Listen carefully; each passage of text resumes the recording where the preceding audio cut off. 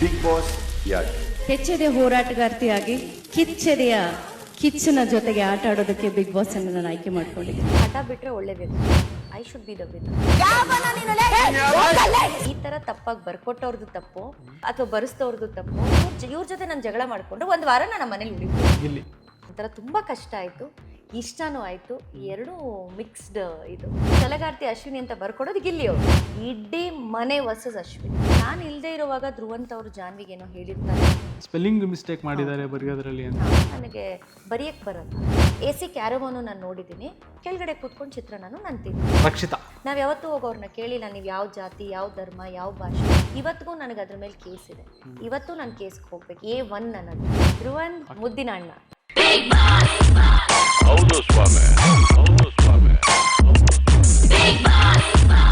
ಹೌದು ಸ್ವಾಮಿ, ಹೌದು ಸ್ವಾಮಿ.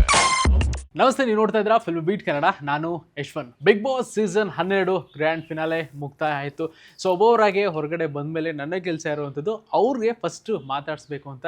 ಇವತ್ತು ನನ್ನ ಜೊತೆ ಇರುವಂಥದ್ದು ಬಹಳ ಸ್ಪೆಷಲ್ ಕಂಟೆಸ್ಟೆಂಟ್ ಆಗಿರುವಂಥ ಅಶ್ವಿನಿ ಗೌಡ ಅವರಿದ್ದಾರೆ. ಛಲಗಾತಿ ಅಶ್ವಿನಿ ಗೌಡ ಅವರಿದ್ದಾರೆ. ಮಾತಾಡ್ಸೋಣ. ನಮಸ್ತೆ ಮೇಡಮ್. ನಮಸ್ಕಾರ. ಹೇಗಿದ್ದೀರಾ? ನಾನು ಚೆನ್ನಾಗಿದ್ದೀನಿ, ನೀವು ಹೇಗಿದ್ದೀರಾ? Thank you so much. ನಾನು ಕೂಡ ಚೆನ್ನಾಗಿದ್ದೀನಿ. ತುಂಬ ಸಣ್ಣ ಆಗಿದ್ದೀರಾ. ಹೌದು. But okay, looking nice ma'am. Thank you. ಅದರಲ್ಲೂ ಪ್ರತಿ ಸಲನೂ ಸೀರೆ ಉಟ್ಕೊಂಡಾಗ ಎವ್ರಿ ಸ್ಯಾಟರ್ಡೆ ಬಂದಾಗ ಡಿಫ್ರೆಂಟ್ ಕಾಸ್ಟ್ಯೂಮ್ಸ್ ಅಲ್ಲಿ ಇದ್ದಾಗ ತುಂಬಾ ಚೆನ್ನಾಗಿ ಕಾಣಿಸ್ತಾ ಇದ್ರಿ. ಅಂಡ್ ಆ ಒಂದು ರಾಜ ಮಾತೆ ಅನ್ನೋ ಟೈಟಲ್ ಇದೆಲ್ಲ ತುಂಬಾ ಸೂಕ್ತ ಅನಿಸ್ತಾ ಇತ್ತು. Thank you. Yes, big boss journey day 1 ಇಂದ ಹಿಡಿದು ಕೊನೆವರೆಗೂ ಇದ್ದು ಒಂದಷ್ಟು ಮಾತುಗಳ ಆಡಿ ಅನ್ನಿಸ್ಕೊಂಡು ಮಿಕ್ಸ್ಚರ್ ಆಫ್ ಎಮೋಷನ್ಸ್.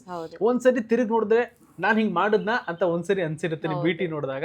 ಆ ಜರ್ನಿನ ಚಿಕ್ಕದಾಗಿ ವರ್ಣಿಸೋದಾದ್ರೆ ಹಬ್ಬ, ನನಗಂತೂ ನಿಜವಾಗ್ಲೂ ಒಂದ್ಸಲ ಹಿಂಗೆ ತಿರುಗಿ ನೋಡಿದ್ರೆ ಇದು ನಾನೇನಾ ಅಂತ ಅನ್ಸುತ್ತೆ. ಹೇಗೆ ಆ ಶಕ್ತಿ ಬಂತು ನನಗೆ ಅಂತ. ಬಿಕಾಸ್ ನೀವು ಹೇಳಿದಾಗೆ ಒಂದು ಯುದ್ಧನೇ ಆಗಿತ್ತು ನನಗೆ. ನನ್ನ ಜರ್ನಿ ಬಿಗ್ ಬಾಸ್ ಮನೇಲಿ ಖಂಡಿತ ಸುಲಭ ಆಗಿರಲಿಲ್ಲ. ತುಂಬಾ ನನಗೆ ಒಂಥರ ತುಂಬ ಕಷ್ಟ ಆಯಿತು, ಇಷ್ಟನೂ ಆಯಿತು. ಎರಡೂ ಮಿಕ್ಸ್ಡ್. ಇದು ಬಟ್ ಚೆನ್ನಾಗಿ ಬಿಗ್ ಬಾಸ್ ಮನೆಗೆ ಹೊಂದ್ಕೊಂಡಿದ್ದೆ, ಜೀವಿಸಿದೆ ಅಂತ ಅನ್ಸುತ್ತೆ. ಎಸ್. ಆ್ಯಂಡ್ ಆಚೆ ಕಡೆ ಇದ್ದಾಗ ಮ್ಯಾಮ್ ಹೆಂಗಾಯ್ತು ಅಂತಂದರೆ, ಅಶ್ವಿನಿ ಅವ್ರಿಗೆ ಇಂಡಿವಿಜುವಲ್ ಆಗಿ ಇರೋಕ್ಕಾಗಲ್ಲ, ಸಿಂಗಲ್ ಆಗಿರಲ್ಲ. ಪಾರ್ಟ್ನರ್ ಒಬ್ಬರು ಬೇಕೇ ಆಗುತ್ತೆ. ಇಲ್ಲ ಸಮ್ಟೈಮ್ಸ್ ಒಬ್ಬರ ಮೇಲೆ ಡಿಪೆಂಡ್ ಆಗ್ತಾರೆ ಅನ್ನೋದೇ ಫಸ್ಟಿಂದ ಬಂದಿದ್ದು. ಫಸ್ಟ್ ಜಾನ್ವಿ ಆಗ್ತಾರೆ, ಅದಾದಮೇಲೆ ಧ್ರುವಂತ ಆಗ್ತಾರೆ. ಈ ಥರ ಅಂತ ಬಂದಾಗ ಸಿಂಗಲ್ ಆಗಿ ಆಡೋಕ್ಕಾಗಲ್ವಾ ಅನ್ನೋ ಒಂದಷ್ಟು ಪ್ರಶ್ನೆ. ಇಲ್ಲ, ನನಗೆ ನಾನು ಹೇಳ್ದಾಗೆ ಫ್ರೆಂಡ್ಶಿಪ್ ಅನ್ನೋವಂಥದ್ದು ಅಥವಾ ಎಲ್ಲೋ ಒಂದು ನಾವು ಭಾವನೆಗಳನ್ನ ತುಂಬಿಕೊಂಡಾಗ ಒಂದು ಹೆಗಲ್ ಬೇಕಾಗುತ್ತೆ. ಆದರೆ ನಿಮ್ಮ ಆಟ ನೀವೇ ಆಡಬೇಕು. ಅಲ್ಲಿ ಯಾರು ನಮ್ಮ ಆಟನಂತೂ ಆಡೋಕ್ಕಾಗಲ್ಲ. ಇಮೋಷ್ನಲ್ ಸಪೋರ್ಟ್ ಅನ್ನೋವಂಥದ್ದು ಬೇಕಾಗುತ್ತೆ. ಬಿಟ್ಟರೆ ನನ್ನ ಪ್ರಾರಂಭದ ದಿನದಿಂದ ಹಿಡಿದು ನನ್ನ ಕೊನೆಯ ದಿನದವರೆಗೂ ನಾನು ಒಂಟಿಯಾಗಿ ಆಟ ಆಡಿರೋದು. ಇಡೀ ಮನೆ ವರ್ಸಸ್ ಅಶ್ವಿನಿ. ನಾನೇ ಒಂದು ದಿಕ್ಕಲ್ಲಿ ಇರ್ತಿದ್ದೆ, ಎಲ್ಲರೂ ಒಂದು ದಿಕ್ಕಲ್ಲಿ ಇರ್ತಿದ್ರು. ಬಟ್ ಕೊನೆಗೆ ನನಗೆ ಸ್ಟಾರ್ಟಿಂಗಲ್ಲಿ ನಾನು ಜಾನ್ವಿ ಅವ್ರು ತುಂಬ ಕ್ಲೋಸ್ ಆಗಿದ್ದೆ. ಅದೊಂದು ಫ್ರೆಂಡ್ಶಿಪ್ ಆಗಿತ್ತು. ಬಟ್ ಎಲ್ಲೂ ನಮ್ಮ ಆಟಕ್ಕೆ ನಾವು ತೊಂದರೆ ಮಾಡ್ಕೊಳ್ಳಿಲ್ಲ. ಹಾಗೆ ಅವ್ರ ಮನೆಯಿಂದ ಹೋದ್ಮೇಲೆ ನನಗೆ ತುಂಬ ಅದು ಕಾಡುತ್ತೆ. ಯಾಕೆಂದರೆ ಒಂದು ಹೆಗಲ್ ಬೇಕು. ಬಟ್ ಆಟಕ್ಕೆ ಅಂತಲ್ಲ, ಎಲ್ಲೋ ಒಂದು ಕಡೆ ಒಂದು ಹೆಗಲ್ ಬೇಕು, ಮಾತಾಡೋಕ್ಕಾಗಲಿ ಒಂದು ಇಡೀ ಮನೇಲಿ. ಅದಾದಮೇಲೆ ಜಾನ್ವಿ ಹೋದ್ಮೇಲೆ ತುಂಬ ಕಷ್ಟ ಆಗುತ್ತೆ, ಅಡ್ಜಸ್ಟ್ ಆಗ್ತೀನಿ, ಒಂಟಿಯಾಗ ಮನೇಲಿ ಪ್ರಯಾಣ ಮಾಡ್ತೀನಿ. ಬಟ್ ಆ ವಿಲನ್ ಅನ್ನೋದು ಯಾವಾಗಲೂ ಹಾಗೆ ಇರುತ್ತೆ. ಅಶ್ವಿನಿ ಅಂದರೆ ಒಂದು ವಿಲನ್ ಥರ. ಅದಾದಮೇಲೆ ಹೋಗ್ತಾ ಹೋಗ್ತಾ ಹೋಗ್ತಾ ಹೋಗ್ತಾ ಧ್ರುವಂತ್ ಅವ್ರ ಮತ್ತೆ ಕನೆಕ್ಟ್ ಆಗ್ತಾರೆ. ಧ್ರುವಂತ್ ಅವ್ರು ಕನೆಕ್ಟ್ ಆದಮೇಲೆ ಲಾಸ್ಟ್ ಸತತ ಒಂದು 2 ವಾರ ನಾನು ಧ್ರುವಂತ್ ತುಂಬ ಚೆನ್ನಾಗಿ ಹೊಂದ್ಕೋತೀವಿ. ಇದಕ್ಕೆ ಇನ್ನೊಂದು ಸೇರಿಸ್ತೀನಿ, ನೀವು ಮತ್ತೆ ಜಾನ್ವಿ ಅವ್ರು ಇಬ್ರು ಇದ್ದಾಗಲೂ ಕೂಡ ಧ್ರುವಂತ್ ಒಂದ್ಸರಿ ಬರ್ತಾರೆ. ಮತ್ತೆ ಆ ಟೈಮಲ್ಲಿ ಮತ್ತೆ ನೀವು ಇಬ್ರು ಏನೋ ನಮ್ಮನ್ನ ಸಪರೇಟ್ ಮಾಡಕ್ ಬಂದ್ರು, ಹಂಗೆ ಹಿಂಗೆ ನೋಡ್ದ ಅನ್ನೋ ಥರ ಎಲ್ಲ ಆಯ್ತು. ಮತ್ತೆ ಅವ್ರು ಹೋದಾಗ ಮತ್ತೆ ಹಿಂಗೆ ಕನೆಕ್ಟ್ ಆಗೋಯ್ತು ಅಂತ. ಆ್ಯಕ್ಚುಲಿ ನನಗೇನಾಗುತ್ತೆ, ನಾನು ಇಲ್ಲದೆ ಇರುವಾಗ ಧ್ರುವಂತ್ ಅವರು ಜಾನ್ವಿಗೆ ಏನೋ ಹೇಳಿರ್ತಾರೆ ಅನ್ನೋದು ನನ್ನ ಕಿವಿಗೆ ಬೀಳತ್ತೆ. ಜಾನ್ವಿ ಅವರೇ ಹೇಳ್ತಾರೆ. ಆಗ ನನಗೊಂಥರ ಅಲ್ಲಿ ಏನು ನಡೀತಿದೆ, ಬೇಡಪ್ಪ ಇವ್ರ ಸವಾಸನೆ ಅಂತ ದೂರ ಇಟ್ಬಿಡ್ತೀವಿ. ಬಟ್ ಅದಾದಮೇಲೆ ಜಾನ್ವಿ ಅವ್ರು ಹೋದ್ಮೇಲೆ ಒಂದು ತುಂಬ ದಿನ ಆಗುತ್ತೆ, ತುಂಬ ಗ್ಯಾಪ್, ತುಂಬ ವಾರ ಆದಮೇಲೆ ನನಗೆ ಐ ಥಿಂಕ್ ಧ್ರುವಂತ್ ನಾವು ಒಂಟಿಯಾಗಳಾಗಿ ಹೋಗಿದ್ರಿಂದ ನಮ್ಮ ರೂಮ್ಗಳು ಒಂದೇ ಆಗಿರುತ್ತೆ. ಸೊ ಇನ್ಯಾರೂ ಇಲ್ಲ ನಮಗೆ, ಸೊ ಆಪ್ಷನ್ನೇ ಇಲ್ಲ. ಸೊ ಹಾಗಾಗಿ ಧ್ರುವಂತ್ ಅವರು ತುಂಬ ಲೋ ಫೀಲ್ ಮಾಡ್ತಿರ್ತಾರೆ. ನಾನು ಅವ್ರ ಜೊತೆ ಸಾಂತ್ವನ ಹೇಳೋ ರೂಪದಲ್ಲಿ ಹೋಗ್ತೀನಿ. ಸೊ ಎಲ್ಲೋ ಒಂದು ಕಡೆ ನಾವಿಬ್ರು ಕೂಡ ಒಬ್ರಿಗೊಬ್ರು ಹೆಗಲನ್ನ ಕೊಟ್ಕೊಂಡ್ವಿ. ಒಂದು ತಾಯಿ ಮಗನೋ ಅಥವಾ ಒಂದು ಅಕ್ಕ ತಮ್ಮ ಸಂಬಂಧನೋ, ಯಾಕಂದ್ರೆ ಅವ್ರು ನನ್ನ ಮಗ ಆಗಿ ಮಾಡಿರ್ತಾರೆ. ಫಸ್ಟ್ ಸೀರಿಯಲಲ್ಲಿ ನಾನು ಅವ್ರ ತಾಯಿ. ಸೊ ಕನೆಕ್ಟ್ ಆಗ್ತೀವಿ, ಮತ್ತೆ ತುಂಬಾ ಚೆನ್ನಾಗಿ ಛಲದಿಂದ ಆಟ ಆಡ್ತೀವಿ. ಆಮೇಲೆ ಹಿಂಗೆ ಹೋಗ್ತಾ ಜರ್ನಿ ಒಂದಷ್ಟು ಜಗಳಗಳು ಶುರುವಾಗುತ್ತೆ, ಏಕವಚನದ ಪದಗಳು ಶುರುವಾಗುತ್ತೆ. ಆ್ಯಂಡ್ ನಾವೊಂದು ಸ್ಥಾನದಲ್ಲಿ ಇದ್ದೀವಿ. ಆ್ಯಂಡ್ ಆ ಒಂದು ಸ್ಥಾನ ಸಂಪಾದನೆ ಮಾಡೋಕ್ಕೆ ಎಷ್ಟು ಕಷ್ಟ ಇದೆ ಅನ್ನೋದು ಪ್ರತಿಯೊಬ್ಬರು ಕೂಡ ಗೊತ್ತು. ಅದು ಗೊತ್ತಿಲ್ಲದೆ ಬಂದ್ಬಿಟ್ಟು ಯಾರೋ ಸಡನ್ ಆಗಿ ಬಂದ್ಬಿಟ್ಟು ನಮಗೆ ಸಿಂಗುಲರ್ ಆಗಿ ಕರೆದಾಗ ನಮ್ಗೆ ಯಾರಿಗಾದ್ರೂ ಟ್ರಿಗರ್ ಆಗೇ ಆಗುತ್ತೆ. ಸೊ ಹಂಗಿದ್ದಾಗ ಓಕೆ, ಈಗ ನಮ್ದು ಏನೇ ಇದ್ರೂ ಸೈಡಿಗೆ ಇಟ್ಬಿಟ್ಟು ಬಂದು ನಾನು ಈ ಆಟ ಆಡ್ಲೇಬೇಕಾಗತ್ತೆ. ಬಟ್ ಆದ್ರೂ ನಮ್ಮಲ್ಲಿ ಅದು ಇದ್ದೇ ಇರುತ್ತೆ ಒಂದ್ ಕಡೆ. ಬಂದ್ಬಿಟ್ಟು ಯಾರು ನೀನು ಯಾರು ಹಂಗೆ ಹಿಂಗೆ ಅಂತ ಕರೆದಾಗ ಆ ಟೈಮಲ್ಲಿ ಆಗುವಂತ ಒಂದು ರಿಯಾಕ್ಷನ್ ಇರುತ್ತಲ್ಲ, ಹೆಂಗ್ ಅನ್ಸುತ್ತೆ ನಿಮ್ಗೆ? ಹೆಂಗ್ ತಡ್ಕೊಂಡ್ರಿ ಅದನ್ನ? ನಾನು ತಡ್ಕೊಂಡಿಲ್ಲ, ನೀವು ನೋಡಿರ್ತೀರಾ ಹೊರಗಡೆ ನೀವೆಲ್ಲ ನಮ್ಮನ್ನ ಹೇಗೆ ತಡ್ಕೊಂಡ್ರಿ ಗೊತ್ತಿಲ್ಲ. ಯಾಕೆ ಅಂದರೆ ನನಗೆ ಅದು ನಾನು ಎಷ್ಟು ಸೈಲೆಂಟ್, ನಾನು ಆ್ಯಕ್ಚುಲಿ ನನ್ನ ರಿಯಲ್ ಲೈಫಲ್ಲೂ ನಾನು ಹೇಗೆ ಅಂದರೆ ಅನಾವಶ್ಯಕವಾಗಿ ಇನ್ನೊಬ್ಬರ ಜೀವನಕ್ಕೆ ತಲೆ ಹಾಕೋದು, ಏನು ಮಾಡ್ತಿದ್ದಾರೆ ತಿಳ್ಕೊಳ್ಳೋದು, ನನಗೆ ಅವೆಲ್ಲ ಇಂಟ್ರೆಸ್ಟೇ ಇಲ್ಲ. ನಾನಾಯಿತು ನನ್ನ ಲೈಫ್ ಆಯಿತು. ಸೊ ಒಂದು ಕುಟುಂಬ ಅಲ್ಲಿದ್ದಾಗಲೂ ಅಷ್ಟೇ ನಾನಾಯಿತು ನನ್ನ ಪಾಡಿಗೆ ನಾನು ಬಿಟ್ಬಿಡಿ, ನನ್ನನ್ನು ಕೆಣಕಿದ್ರೆ ಮಾತ್ರ ನಾನು ಸುಮ್ಮನೆ ಇರಲ್ಲ ಅಂತ. ಸೊ ಅದೇನಾಗ್ತಾ ಇತ್ತು, ಪ್ರತಿ ಸಲ ಅಲ್ಲಿ ಮನೇಲಿ ಒಂದು ಸ್ಟ್ರಾಟಜಿ ಮಾಡ್ಕೊಬಿಟ್ಟಿದ್ರು. ಇವ್ರನ್ನ ಸಿಂಗ್ಯುಲರ್ ಆಗಿ ಕರೆದ್ರೆ ಇವ್ರು ಜಗಳಕ್ಕೆ ಬರ್ತಾರೆ. ಸೊ ಇವ್ರ ಜೊತೆ ನಾನು ಜಗಳ ಮಾಡ್ಕೊಂಡು ಒಂದು ವಾರ ನಾನು ಮನೇಲಿ ಉಳಿಬೋದು. ಇದು ಫುಟೇಜ್ ಸ್ಟ್ರಾಟಜಿ. ಈ ಸ್ಟ್ರಾಟಜಿ ನನಗೆ ಗೇಮ್ ಸ್ಟ್ರಾಟಜಿ ಅರ್ಥ ಆಗಿದೆ ತುಂಬಾ ಲೇಟ್ ಆಗಿ ಬಳಸ್ಕೊಂಡಿದ್ದಾರೆ ಅನ್ಸುತ್ತೆ. ಐ ಥಿಂಕ್ ಗಿಲ್ಲಿನೇ ಬಳಸ್ಕೊಂಡಿದ್ದು. ಸೊ ಹಾಗಾಗಿ ಅದನ್ನ ತುಂಬಾ ಚೆನ್ನಾಗಿ ಬಳಸ್ಕೊಂಡ್ರು. ಸೊ ತುಂಬಾ ಜನ ಅದನ್ನ ನನ್ನ ಮೇಲೆ ಪ್ರಯೋಗ ಮಾಡೋಕ್ಕೂ ಟ್ರೈ ಮಾಡಿದ್ರು. ಸಹಜವಾಗಿ ನಾವು ಹೊರಗಡೆ ಬದುಕಲ್ಲೂ ಅಷ್ಟೇ ಸುಮ್ಮನೆ ಇರೋರ್ನ ಬಂದು ನೀನು ತಾನು ಅಂತ ಒಂದು ಹೆಣ್ಮಕ್ಳನ್ನ ಆ ರೀತಿ ಪ್ರಶ್ನೆ ಮಾಡಿ ಯಾರೂ ಸುಮ್ಮನೆ ಇರಲ್ಲ. ಬಟ್ ಅಲ್ಲಿ ಬಿಗ್ ಬಾಸ್ ಮನೇಲಿ ಅದು ತುಂಬಾ ದೊಡ್ಡದಾಗಿತ್ತು. ಬಟ್ ಒನ್ ಥಿಂಗ್ ನಾನು ಇಲ್ಲಿ ಕ್ಲಿಯರ್ ಮಾಡೋದೇನು ಅಂದ್ರೆ, ನಾನು ಫೈಟ್ ಮಾಡಿದೆ ಯಾರು ಏಕವಚನದಲ್ಲಿ ಮಾತಾಡಬಾರ್ದು, ನನ್ನನ್ನು ನೀವು ಮಾತಾಡಬೇಡಿ, ನಿಮ್ಮನ್ನು ನಾನು ಮಾತಾಡಲ್ಲ. ಬಟ್ ಅದನ್ನು ಹೊರತುಪಡಿಸಿ ಅದನ್ನೇ ದೊಡ್ಡದು ಮಾಡಿದ್ರು ಬಿಟ್ಟರೆ, ಅದನ್ನು ಹೊರತುಪಡಿಸಿ ಕೆಲವರೆಲ್ಲ ತುಂಬ ಒಳ್ಳೆ ಡಿಕ್ಷನರಿಲಿ ಇಲ್ದಿರೋ ಪದ ಬಳಕೆ ಎಲ್ಲ ಮಾಡಿದರು. ಬಟ್ ಅದನ್ನು ಯಾರೂ ಪ್ರಶ್ನೆ ಮಾಡಲಿಲ್ಲ. ಸೊ ಇದು ನನಗೆ ತುಂಬಾ ಆಶ್ಚರ್ಯ ಉಂಟು ಮಾಡಿದ್ದು. ಹಾಗಾದ್ರೆ ಏಕವಚನ ಪದ ಬಳಕೆ ಮಾಡಬೇಡಿ ಅಂತ ಹೇಳೋದೇ ಇಷ್ಟು ದೊಡ್ಡದು ನೀವು ಮಾಡಿದಾಗ ಮತ್ತೆ ಇದನ್ನು ಯಾಕೆ ಪ್ರಶ್ನೆ ಮಾಡಲಿಲ್ಲ? ಇದನ್ನು ನೀವು ಕೇಳಬೇಕಿತ್ತಲ್ವಾ? ಬಿಕಾಸ್ ಕೆಲವು ಪದ ಬಳಕೆಗಳು ಬಿಗ್ ಬಾಸ್ ಮನೆಗಾಗಲಿ ಹೊರ ಜಗತ್ತಿಗಾಗಲಿ ಅವೆಲ್ಲ ಅವಶ್ಯಕತೆ ಇಲ್ಲ. ಬಟ್ ಕೊನೆವರೆಗೂ ನಾನು ಅದಕ್ಕೋಸ್ಕರನೇ ಫೈಟ್ ಮಾಡಿದೆ. ಇವತ್ತಿಗೂ ನಾನು ಅದಕ್ಕೋಸ್ಕರನೇ ಫೈಟ್ ಮಾಡ್ತೀನಿ, ಮುಂದಕ್ಕೂ ನಾನು ಫೈಟ್ ಮಾಡ್ತೀನಿ. ಯಾರನ್ನು ಏನೇ ಹೋಗೆ ಬಾರೆ ಅಂದರೆ ತನ್ನ ಮನೇಲಿರೋ ಅಕ್ಕ ತಂಗಿನೋ ಹೆಂಡ್ತಿನೋ ಗರ್ಲ್ ಫ್ರೆಂಡ್ ಯಾರು ಕರೆದ್ರೆ ಬಿಟ್ಬಿಡ್ತಾರ? ಯಾರು ಬಿಡಲ್ಲ. ಈಗ ಹಾಗೆ ಅಲ್ಲಿ ಯಾರು ನನ್ನ ಅಣ್ಣ ಇಲ್ಲ, ತಮ್ಮ ಇಲ್ಲ, ಅಪ್ಪ ಇಲ್ಲ, ಯಾರು ಇಲ್ಲ, ನನಗೆ ನಾನೇ ಸ್ಟ್ಯಾಂಡ್ ತಗೋಬೇಕು. ನೀನು ಯಾರು ಅಂತಾನೆ ಕೇಳ್ತೀನಿ ನಾನು. ನೀನು ಯಾರಪ್ಪ ಅಂತ ಯಾರು ಮುದ್ದು ಮಾಡಿ ಕೇಳಲ್ಲ, ಅಲ್ಲಿ ಯಾರು ಚಿಕ್ಕ ಮಕ್ಕಳು ಇರೋದಿಲ್ಲ. ನೀನು ನನ್ನನ್ನು ಅಂದರೆ ನಾನು ನೀನು ಅಂದೇ ಅಂತೀನಿ. ಸೊ ಹೀಗೆ ಪ್ರತಿ ಸಲ ನನ್ನ ಜೊತೆ ಜಗಳಕ್ಕೆ ಕಾಲು ಕೆರ್ಕೊಂಡು ಬರೋರು. ಸೊ ಬಂದಾಗ ನಾನು ಬಿಡ್ತಿರ್ಲಿಲ್ಲ. ಬಟ್ ಅದೇನಾಗ್ತಿತ್ತು, ಆರಂಭ ಅವ್ರು ಮಾಡ್ತಿದ್ರು, ಅಂತ್ಯ ನಾನು ಸ್ವಲ್ಪ ಜಾಸ್ತಿ ಮಾಡಿಬಿಡ್ತಿದ್ದೆ. ಹಾಗಾಗಿ ನಾನು ಹೈಲೈಟ್ ಆಗ್ತೀನಿ. ಆ್ಯಂಡ್ ಈ ಪ್ರಶ್ನೆ ಸುಮಾರು ಜನ ಕೇಳಿರ್ತಾರೆ ಅಂತ ಅನ್ಕೋತೀನಿ. ಅಬೌಟ್ ರಕ್ಷಿತಾ ವಿಚಾರ. ಸ್ಟಾರ್ಟಿಂಗ್ ಹೋಗ್ಬೇಕಾದ್ರೆ ಕಾರ್ಟೂನ್ ಯಾರದು ಅನ್ನೋದು ಒಂದಷ್ಟು ವಿಚಾರ ಆಗಿರ್ಬೋದು. ಆಮೇಲೆ ಹೋಗ್ತಾ ಎಸ್ ಕ್ಯಾಟಗರಿ ಪದ ಬಳಕೆ ಆಗಿರ್ಬೋದು. ಸುಮಾರು ಜನ ಬಂತು ಸೋಷಿಯಲ್ ಮೀಡಿಯಾದಲ್ಲಿ ಇವತ್ತಿಗೂ ಕನ್ಫ್ಯೂಷನ್ ಇದ್ದಾರೆ, what is that yes. And ನೆನೆ ಕೂಡ ಒಂದಷ್ಟು ಜನ ಅಲ್ಲೇ ಬಂದು ಮಾತಾಡಿಸಿದಾಗ ಒಂದಷ್ಟು ಫ್ಯಾನ್ಸ್ಗಳೆಲ್ಲ ಸೇರಿಕೊಂಡಾಗ ಅವರು ಆ ಥರ ಯೂಸ್ ಮಾಡಿದ್ದೆಲ್ಲ ಸರಿನಾ, ಒಬ್ಬ ಮಹಿಳೆಯಾಗಿ ಇನ್ನೊಬ್ಬರಿಗೆ ಆ ಥರ ಹೇಳೋದು ಸರಿನಾ ಅಂತ ಒಂದಷ್ಟು ಜನ. ಈ ಮೂಲಕ ಒಂದು ಸರಿಯಾಗಿ ಹೋಗ್ಬಿಡ್ಲಿ ಮಾಹಿತಿ ಅಂತ. ನಾನು ಒಂದೇ ಹೇಳೋಕೆ ಇಷ್ಟಪಡ್ತೀನಿ ಇಲ್ಲಿ. ನಾನು ಸಾಮಾಜಿಕ ಜೀವನದಲ್ಲಿ ನಾನು ಇವತ್ತಲ್ಲ, ನನ್ನ ಸೋಷಿಯಲ್ ಇದರಲ್ಲಿ ಸರ್ವಿಸಲ್ಲಿ ನಾನು 20 ವರ್ಷ ನಾನು ಹೋರಾಟದ ಬದುಕು. ಯಾವ್ಯಾವ ಲೈನ್ಗಳನ್ನು ಯಾವ್ಯಾವ ಸೂಕ್ಷ್ಮತೆಗಳನ್ನು ನಾವು ಮುಟ್ಟಿದ್ರೆ ಅದು ಎಷ್ಟು ಘಾಸಿ ಮಾಡುತ್ತೆ ಹೊರಗಡೆ ಅನ್ನೋದು ನನಗೆ ಗೊತ್ತಿದೆ. ಜಾತಿ, ಧರ್ಮ, ಪಂಗಡ, ದೇವರು, ಕುಟುಂಬ ಇವೆಲ್ಲವೂ ಒಂದು ಲೈನ್ ಇರುತ್ತೆ. ಆ ಲೈನ್ನ ಯಾರು ಮುಟ್ಟಬಾರ್ದು. ಈ ಥರ ಇದ್ದಂತಹ ವಿಚಾರಗಳನ್ನ ಅರ್ಥಕೊಂಡಿರುವಂಥ ನನ್ನಂಥ ಹೆಣ್ಣುಮಗಳು, ನೀವು ನಾನಲ್ಲಿ ಬಳಸುವಂಥದ್ದು ಯಾವುದೋ ಒಂದು ಪದನೂ ಅಲ್ಲ, ಒಂದೇ ಒಂದು ಅಕ್ಷರ ಅಲ್ಲಿ ಹೇಳ್ತೀನಿ. ಈಗ ನಾವು ಆಟ ಆಡೋ ಬರದಲ್ಲಿ ಹೇಳಿರ್ತೀವಿ. ಈಗ ಏನೋ ನೀವು ಹೇಳಿದ್ರಿ ಒಂದು show off category, show off ಮಾಡ್ತಾಳಿದ್ರು, ಅವಳಿಗೆ ಸ್ಟ್ರಾಟಜಿ ಬೇಕು, ಸ್ಟ್ರಾಟಜಿ ಕ್ಯಾಟಗಿರಿ. ಈಗ ಒಂಥರ ಕಿರ್ಚಾಡಿ ಕೂಗಾಡಿ ಎಲ್ಲ ಮಾಡೋ ನನಗದು ಹೊಸ್ತು.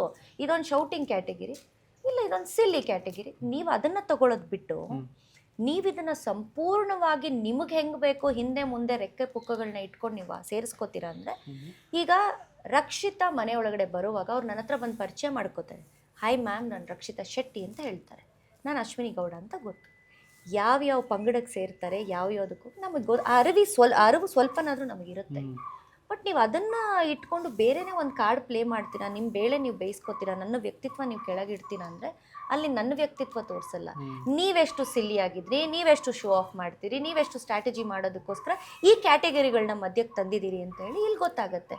ಸೊ ಇವತ್ತಿನವರೆಗೂ ಯಾಕಂದರೆ ನಾನು ಯಾವತ್ತೂ ಕೂಡ ಆ ಥರದ ಕಾಂಟ್ರವರ್ಸಿಗಳಿಗಾಗಲಿ ಆ ಥರದ ಹೇಳಿಕೆಗಳಿಗಾಗಲಿ ನಾನು ಯಾವತ್ತೂ ಸಿಕ್ಕಾಕೊಂಡಂಥ ಹೆಣ್ಮಗಳೇ ಅಲ್ಲ. ಬಿಕಾಸ್ ನನಗೆ ಗೊತ್ತಿದೆ ಅದು.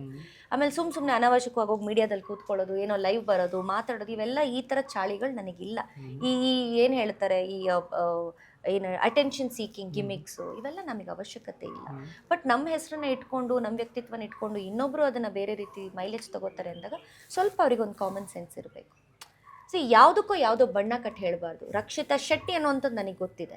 ಬಟ್ ಇಲ್ಲಿ ಎಸ್ ಕ್ಯಾಟಗರಿ ಅಂತ ನೀವು ಮಾತಾಡ್ತೀರಾ ಅಂತ ಆದಾಗ ಏನಕ್ಕೆ ಹೇಳಿರ್ತಾರೆ, ಒಂದು ಆಟದ ಬರದಲ್ಲಿ ನಾನು ಹೇಳಿರಬಹುದು, ನೀನು ಒಂದು ಶೋ ಆಫ್ ಕ್ಯಾಟಗಿರಿ, ನೀನು ಸ್ಟ್ರಾಟಜಿ ಕ್ಯಾಟಗಿರಿ. ಬಟ್ ಅವತ್ತೆ ಅದಕ್ಕೊಂದು ನೀವು ಅದೇ ಎಕ್ಸ್ಪ್ಲೇನ್ ಮಾಡಿ ಹೇಳ್ಬಿಟ್ಟಿದ್ರೆ ಇಲ್ಲ, ಇದು ಇವತ್ತಿನವರೆಗೂ ಅದು ಯಾಕೆ ಅಂದ್ರೆ ನಮಗ್ ಒಳಗಡೆ ಗೊತ್ತಿಲ್ವಲ್ಲ. Correct.